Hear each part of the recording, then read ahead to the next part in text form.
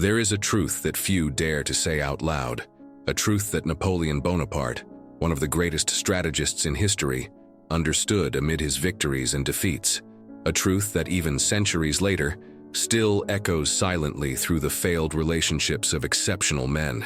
Have you ever wondered why so many truly great men end up alone? Why those who shape the world with their hands seem incapable of holding on to someone's heart? It's not a coincidence. It's not a mere accident of life. It's a silent law operating in the shadows of the collective unconscious. Most women secretly reject truly great men, not with direct words, not with explicit actions, but through a subtle, almost imperceptible rejection that manifests as a consistent preference for the controllable over the admirable. And if you're feeling discomfort hearing this, it may be because it touches something you've already sensed but never wanted to admit. Today, I'm going to unveil for you the brutal truth Napoleon understood about the nature of relationships between great men and the women who claim to admire them. A truth that explains why, paradoxically, the higher you rise, the lonelier your path becomes. A truth you won't hear in social circles, self-help books, or marriage counseling, but that can free you from years of confusion and unnecessary suffering. Get ready.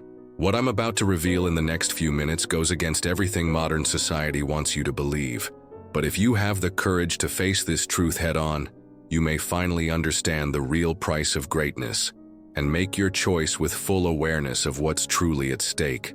Have you ever noticed how truly great men in history always seem to carry a distant gaze, as if they see something beyond the horizon that others can't?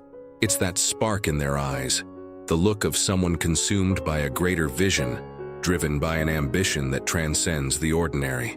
Napoleon, standing alone atop a hill, contemplating his next move that would reshape the map of Europe, wasn't just a general. He was the embodiment of a force that knows no rest. That inner fire that burns relentlessly, that insatiable hunger to leave a mark on the world, comes with a price that few are willing to pay. Look around, and you'll see how many people surrender at the first obstacle. How many trade their dreams for lukewarm comfort? Greatness demands that you sacrifice what others consider essential: the time for emotional maintenance, the small talk about nothing, the luxury of simply being present without already thinking about the next move in your journey. You feel it, don't you? That sense that the higher you climb, the thinner the air becomes and fewer people can breathe at your altitude. It's not that the truly great man chooses solitude.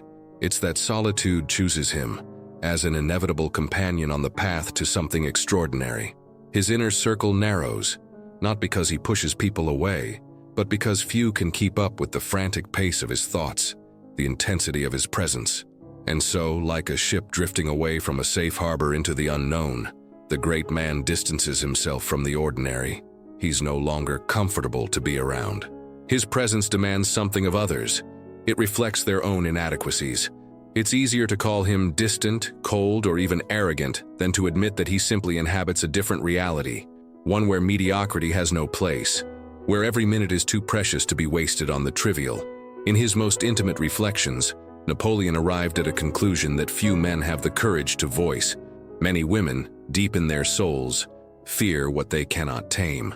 Have you ever noticed the fascinating paradox between what is said and what is truly chosen?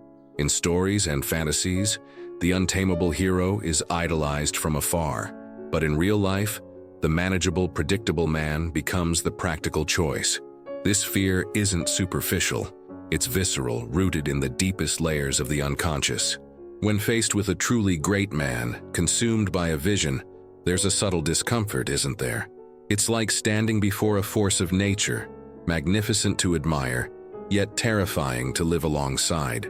A woman instinctively senses that she won't be able to mold this man to fit her emotional needs. She can't adjust him the way she would a piece of clothing. What appears to be emotional distance is, in truth, ruthless focus.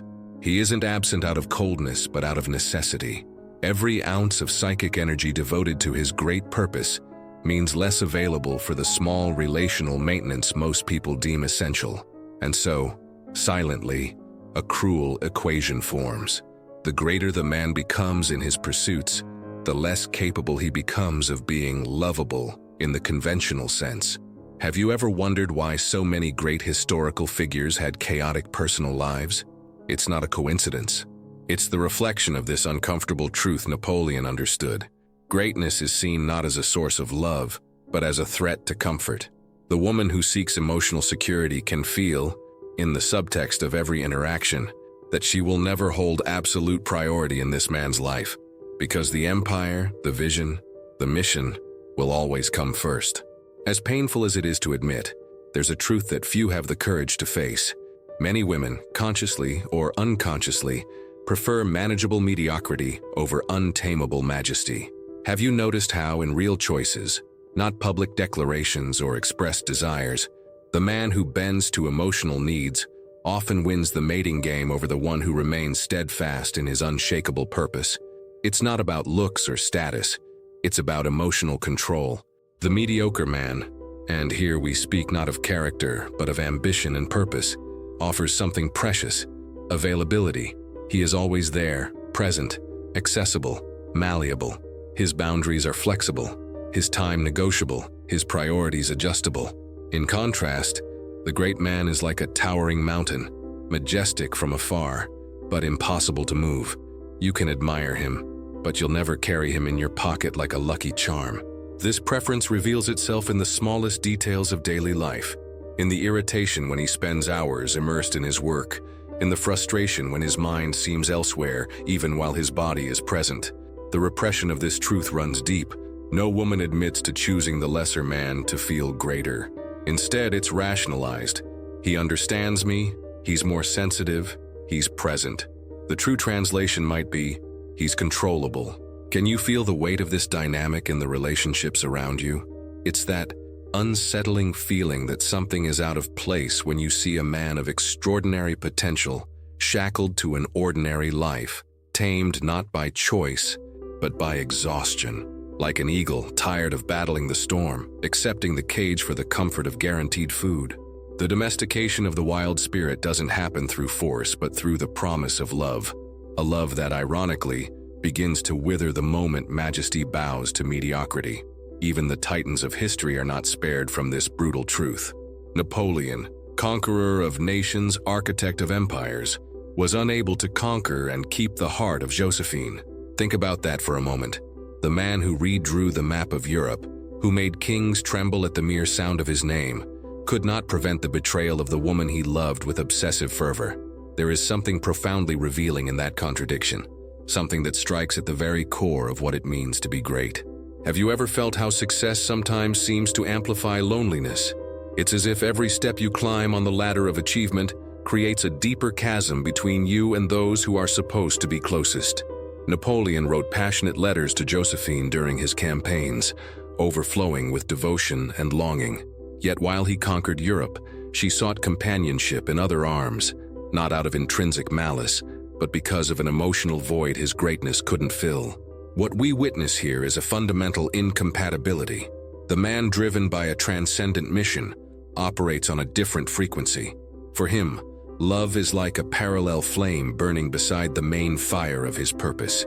But for the one waiting at home, that parallel flame will never be enough. She longs to be the main fire, the gravitational center of his universe. And so, an impossible equation forms, a relational paradox where the very force that makes a man admirable renders him emotionally insufficient. Can you see how this dynamic repeats throughout history? The great leaders, thinkers, creators, how many of them had fractured personal lives, broken relationships, dissolved marriages? It's not accident nor fate. It's the price greatness demands, the ability to be fully present in two dimensions simultaneously. While the body may be in the room, the mind roams through future battlefields, unresolved problems, unrealized visions, and in that space, between physical presence and mental absence, is born the chasm no conventional love can truly cross. Look around you. Take a deep breath. Notice how, despite all our technological advancements, despite all the social movements, these ancient dynamics still pulse beneath the polished surface of modernity. Do you see it in the repetitive patterns of today's relationships? The woman who complains that her partner lives for work, the ambitious man who racks up professional victories while his marriage quietly falls apart. These aren't anomalies. They're modern manifestations of an ancient truth. Social media is flooded with laments. He only thinks about his career. He's never really present. He doesn't give me the attention I deserve. But beneath these seemingly justified complaints lies a harsher reality. The conflict between a woman's need to feel emotionally prioritized and a man's nature to be mission-oriented.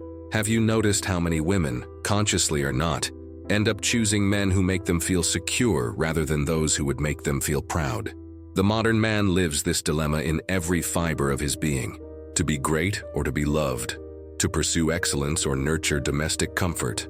Contemporary society adds layers of complexity to this conflict. Now he must be a titan in business, an emotionally available partner, a present father, and an attentive lover. A squaring of the circle that few can solve without sacrificing one of these dimensions. And so, in offices lit by LED lights, in minimalist apartments, in trendy cafes of major cities, the same drama Napoleon lived in his palaces plays out again. Men guided by purpose walk alone, often misunderstood, rarely truly loved in their entirety. Not because women today are less capable of love, but because human nature remains constant beneath the costumes of modern life. Comfort still triumphs over admiration when the heart is forced to choose where to rest. Hey, if you're enjoying this video, why not hit that subscribe button, drop a like, and leave a comment? It's quick, easy, and helps me create even more awesome content for you. Also, take a second to check out my ebook, links in the comments. There is something almost mythical about the presence of a great man that few people truly notice. He functions as a ruthless mirror, reflecting, without mercy, the inadequacies of those around him. Have you ever felt that subtle discomfort in the presence of someone truly extraordinary? It's not mere envy. It's deeper, more visceral. It's the unconscious recognition that your own mediocrity is being exposed, not through words or criticism, but simply through the existence of someone who has chosen excellence as a non-negotiable standard. Iron discipline, emotional independence, clarity of purpose. These traits don't just define the great man, they also highlight, by contrast, the emotional dependencies and insecurities of those in his orbit. A woman who constantly seeks validation feels invisible beside someone who doesn't need to be validated through others' approval. The man who chose comfort over growth feels a sting of resentment when he sees someone who didn't make the same compromises and still advances. This mirror effect is especially disturbing in intimate relationships. When you share a bed with someone who woke up at 4 a.m. to work on his purpose while you chose a few more hours of sleep, when you catch yourself procrastinating while he relentlessly marches toward his goals, something inside you twists. It's not his fault. It's the mirror at work, reflecting your own choices right back at you. And so, paradoxically, the great man ends up being both revered and rejected. Revered from a distance, as an abstract ideal, an inspiring concept. Rejected up close, where his fire burns, where his light blinds, where his very existence demands a response. Have you noticed how people often prefer to diminish those who stand out rather than rise to meet them? It's easier to label the disciplined as obsessive, the focused as cold, the ambitious as self-centered, than to confront the gap between who we are and who we could become. There is a silent dynamic that operates in women's relational choices, one that is rarely discussed openly: the preference for emotional leverage over genuine admiration. Have you noticed how many women seem to gravitate toward men they can influence and mold, rather than those who would naturally command their respect? It's as if there's an unconscious calculator that quickly adds up. How much emotional power will I have in this relationship? Instead of how much does this man inspire my soul? This preference shows itself in the smallest everyday decisions. The excitement over a partner who displays excessive vulnerability versus the suspicion toward one who maintains firm emotional boundaries. The willingness to forgive flaws in a manageable man versus the intolerance of even minor slips in the one who stands unwavering in his principles. Have you seen this pattern? It's as if a man's worth is measured not by his inner strength, but by how externally pliable he is. The result of this dynamic is a silent epidemic of relationships where lukewarm comfort reigns, sterile security. Men who pose no threat to emotional control, men who do not provoke, do not challenge, do not elevate, only accommodate. They are partners who will never make a woman look up to them with genuine admiration, but who also never make her feel the discomfort of being with someone who cannot be easily manipulated in a moment of conflict. And so, in the living rooms of millions of homes, a quiet tragedy unfolds. Women who chose the man they could control instead of the man they could admire wake up years later wondering why there's that inexplicable emptiness, that subtle lack of respect slowly corroding the relationship from within. Female respect, contrary to popular belief, is not earned through male submission. It is born through confrontation with a force that remains whole even when challenged. A force that reflects the highest aspects of the feminine without bowing to its fleeting whims. The man who chooses vision over domestic comfort must face a truth that few have the courage to accept. His path will be lonely, not circumstantially or temporarily lonely, but existentially so, a condition that clings to greatness like an inseparable shadow. Have you felt it? That sensation of being surrounded by people yet feeling fundamentally alone, as if you speak a language few can truly understand. What many interpret as emotional coldness is, in fact, a brutal necessity that forges the exceptional man. He didn't become emotionally unavailable because he wants to be distant. He became that way because his vision demands a concentration of psychic energy that leaves no room for dispersion. Each morning, when he wakes and feels the weight of his mission, he makes choices that others don't understand, prioritizing deep work over small talk, patient building over instant gratification, hard truth over momentary comfort. This emotional unavailability doesn't come from coldness, it comes from fire. A fire so intense that it consumes all the oxygen around it. The truly great man loves deeply, but he loves in a way that few can receive. He loves through his work, through his legacy, through the transformation he brings into the world. For the one expecting conventional signs of affection, uninterrupted time, constant attention, absolute prioritization, this love will always feel insufficient, always incomplete. And so, with each step on the path of greatness, the man drifts further from the safe harbor of conventional relationships. The solitary nights of work while others sleep, the difficult decisions no one fully understands, the burden of carrying visions that others can barely imagine, all of it creates an isolation that wasn't chosen, but that arrives as the inevitable consequence of a higher choice. Can you see how this solitude isn't a glitch in the system, but a necessary feature? The silence that allows you to hear the whispers of the extraordinary, the empty space that makes room for the birth of the new. The most brutal truth, the one few men dare to admit even to themselves, is that there is a fundamental choice to be made: empire or affection, legacy or intimacy. Have you ever felt that fork in your own path? That moment when you realize you cannot serve two masters with equal devotion, that every minute spent building something transcendent is a minute not spent nurturing the delicate threads of an intimate relationship. Napoleon understood this truth in its cruelest essence. While he was conquering nations and rewriting European history, his own heart was conquered, and then abandoned. There is no comfortable middle ground in this equation. The man on fire, consumed by his vision, burns with a heat few can endure. It's not about a woman's ability to love, but about a fundamental incompatibility. The same flame that forges the steel of an immortal legacy can also dry out the fertile soil of everyday intimacy. Few women will voluntarily walk beside a man who is ablaze, not because of a lack of love or admiration, but out of instinctive self-preservation. Constant proximity to someone who operates at this level of intensity requires a rare kind of partner, the kind who finds satisfaction not in being the center of his universe, but in orbiting the same sun. Someone who warms herself in his light without asking him to dim it for the sake of not outshining other planets. Can you accept this truth without bitterness? The man who chooses legacy over conventional love is not rejecting relationships out of disdain. He's accepting solitude as the inevitable cost of something greater. Like the mountaineer who leaves the comfort of base camp to reach the summit, where the air is too thin for most to breathe. Up there, the view is breathtaking, but the cold cuts to the bone. And few are willing to pay that price just to stand beside you while you stare out across horizons they can barely even imagine.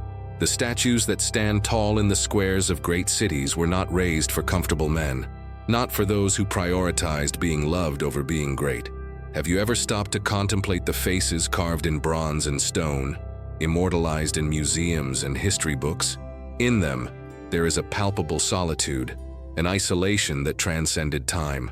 These are the faces of men who were misunderstood in their era, often rejected in their closest relationships, yet who persisted anyway. Human memory is curiously selective. It preserves those who sacrificed emotional comfort for the extraordinary. Napoleon is not remembered for tender moments with Josephine, but for Austerlitz, for the civil code, for the institutions that shaped modern Europe. This is the cruel irony that few men have the courage to face. What they will truly be remembered for is often exactly what made them impossible to be fully loved during their lifetime. The isolation of the great man is not merely a psychological condition. It is the crucible in which something that transcends the individual is forged.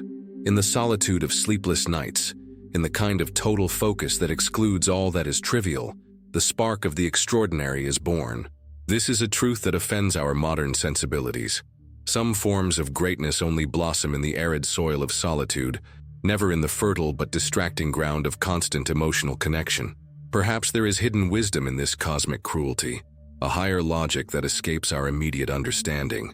Have you ever considered that perhaps this isolation is necessary so that the great man can hear the whispers of the future?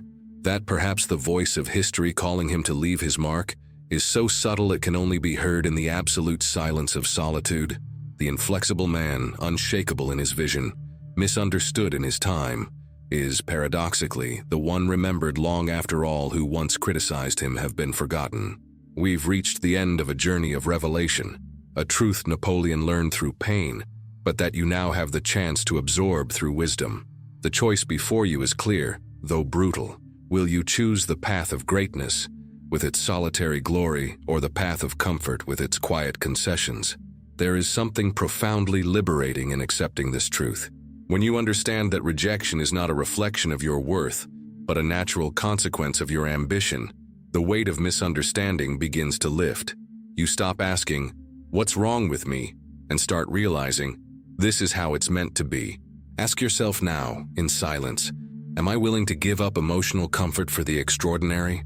Am I prepared to be misunderstood, to be labeled distant, cold, or obsessive, while I build something that transcends the immediate?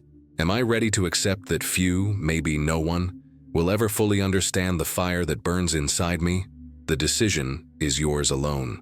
There is no right or wrong answer, only different consequences for different choices. If you choose the path of greatness, know that you are not alone in your solitude. Other great men have walked this path before you, and others will walk it after. A silent brotherhood of visionaries who chose the extraordinary, fully aware of the price. Comment below, "I choose conscious greatness," if this message touched something deep within you. If you're ready to embrace this brutal paradox with courage and clarity. I want to know how many of you are truly ready to accept this truth, without romanticizing it, and without denying it. If this video opened your eyes to a truth you always sensed but never put into words, subscribe to the channel right now and turn on the notification bell.